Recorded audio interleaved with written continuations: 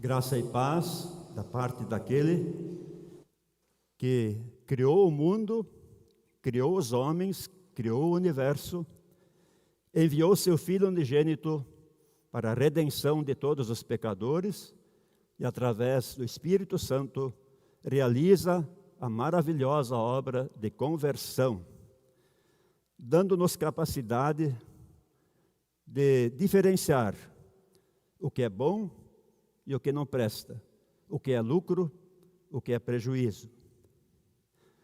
Ultimamente tenho me preocupado bastante com uma palavra lá de Hebreus, capítulo 4, versículo 2, onde, falando do povo de Israel, que estava marchando para a terra prometida, diz assim: a palavra que ouviram não lhes aproveitou. Repito, isso tem me preocupado bastante. Pensando, por exemplo, na mensagem do pastor Reinaldo, domingo passado, vocês podem depois levar para casa o resumo. Pensando de como há tanta gente que, apesar de todas as chances e oportunidades, continua no pecado, na descrença, na ignorância de Cristo, que é o caminho, a verdade e a vida. A palavra que ouviram, as oportunidades que tiveram, não trouxe proveito. Por outro lado, a Bíblia diz que a palavra de Deus não volta vazia.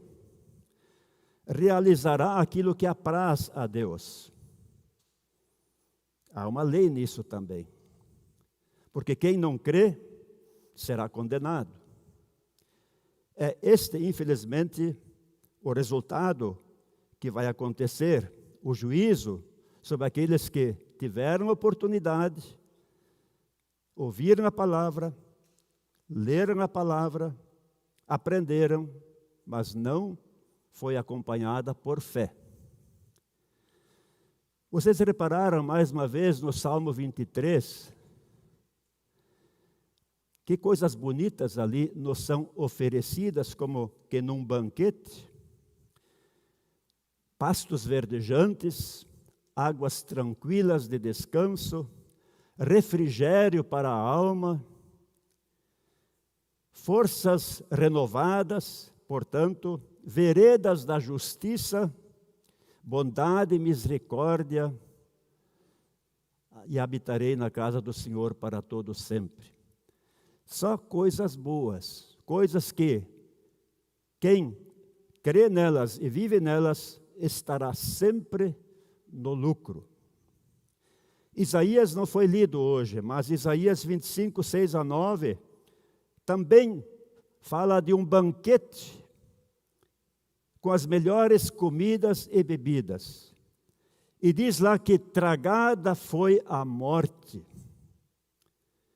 O Deus tragará a morte, enxugará todas as lágrimas, e fala da libertação da vergonha, do vexame, da humilhação. Promessas do profeta Isaías no seu tempo. E por isso Isaías então diz, no versículo 9, naquele dia todos dirão, Ele é o nosso Deus. Nós pusemos a nossa esperança nele, e ele nos salvou. Ele é o Senhor, e nós confiamos nele. Vamos cantar e nos alegrar, porque ele nos socorreu. Alegria é uma das palavras importantes para a nossa reflexão. Vamos para Filipenses 4, 4 a 13. Paulo fala, alegrai-vos sempre no Senhor. Outra vez, repito, alegrem-se, alegrai-vos. Ele fala em moderação. Ele fala nas ansiedades, não andeis ansiosos. Ele fala em levar as nossas petições e problemas diante do trono de Deus. Porque apesar de dizer, não andeis ansiosos, ele sabe que é impossível neste mundo conturbado, cercados de tantos problemas e desafios, nós vivermos na tranquilidade. Portanto, as petições, as orações, os clamores devem ser levados a Deus. Ele fala que perto está o Senhor. Alegrai-vos sempre no Senhor e sejam moderados. Eu não posso deixar de me lembrar de certas alegrias mundanas e pecaminosas que mostram que a pessoa não está no Senhor, que está envolvido, enroscado nas alegrias e prazeres deste mundo que conduzem para a perdição. Basta lembrar a festa que o povo de Israel estava fazendo ao redor do bezerro de ouro, pulando, saltando, cantando, comendo, bebendo. Pura e vergonhosa idolatria. Esse tipo de alegria, é claro que não é só pedido que haja moderação, mas ela é condenada. Podemos lembrar a alegria de Herodes, quando sua enteada dançava seminua, certamente, sensualmente, diante de muitos convidados, diante dele, e ele ficou extasiado, maravilhado. Esta alegria é a alegria demoníaca, pecaminosa, que conduz ao inferno. Mas, vocês estão certos, Paulo fala de alegria no Senhor. Celebrai com júbilo ao Senhor todas as terras, servi ao Senhor com alegria. Neemias, no seu tempo, já dizia a alegria no Senhor, e a alegria do Senhor é a nossa força. É a alegria daqueles que, depois de participarem de um culto, de uma celebração religiosa, saíram para casa, de volta para suas tendas, com o coração contente, agradecidos pelas bênçãos do Senhor. Isso está lá no primeiro livro de Reis, capítulo 8. Confiram, isso vale a pena. É a alegria que o anjo anunciou na noite de Natal: vos trago boa nova, de grande alegria que será para todo o povo. É que vos nasceu o Salvador, o Messias prometido. Alegrei-me quando me disseram, vamos à casa do Senhor. Esta é a alegria que Paulo recomenda. Moderação. Olhei no dicionário: comedimento, prudência, equilíbrio, sensatez, não extravagâncias, não exibições, não exageros, controlados. Seja a vossa moderação conhecida diante de todos. Agora, na linguagem de hoje, impressiona. Sejam amáveis. Aparentemente nada a ver uma coisa com a outra. Sejam amáveis. Hoje se usa muito a palavra resiliência. Esta leniência, é brandura, é suavidade, é mansidão. E eu me lembro que eu preguei muito em alemão, e o Lutero traduziu assim essa palavra por Lindigkeit. Eu sempre extraía um pouquinho essa palavra moderação. Então a Bíblia, na linguagem de hoje, diz: sejam amáveis. Ou seja, não sejam impulsivos, extravagantes, na manifestação das vossas palavras e opiniões e nos vossos comportamentos. Manifestem-se amavelmente, sejam lenientes, sejam brandos na manifestação das vossas posições no futebol, na política, sobre comidas e bebidas, sobre roupas. Não sejam extravagantes. E quando conversam e se relacionam com pessoas, procurem brandura, suavidade e mansidão. Em termos de fé, isso não significa que devemos ser acomodados, indiferentes, que tenhamos as nossas convicções, mas com muito jeito e sabedoria saibamos falar disso e dar testemunho desta sabedoria, desta fé. Aí diz então: exultai, ó justos, no Senhor, regozijai-vos sempre, dentro desta moderação também que vale, no sentido das manifestações religiosas. E aí diz: perto está o Senhor. Perto está o Senhor em dois sentidos. Ele sempre está perto porque é um Deus onisciente. Ele está perto observando as nossas alegrias, a nossa moderação, os nossos comportamentos. Ele nos cerca. Por outro lado, a maioria interpreta isso como: perto está o Senhor no seu retorno, na sua derradeira vinda. E sabendo que esta vinda pode ser a qualquer hora, sem aviso prévio, nós devemos então também estar sempre preparados, prevenidos, moderados em tudo, para que os nossos comportamentos em público ou em particular não ignorem que o Senhor está presente e está vindo. Aí, quando nós chegamos no versículo 7, parece que Paulo está botando um amém na sua epístola.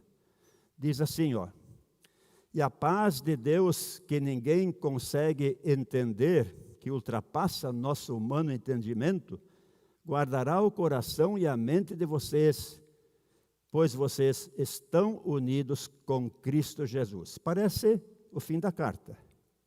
Mas ele continua falando. Depois diz no versículo seguinte: e o Deus que nos dá a paz estará com vocês.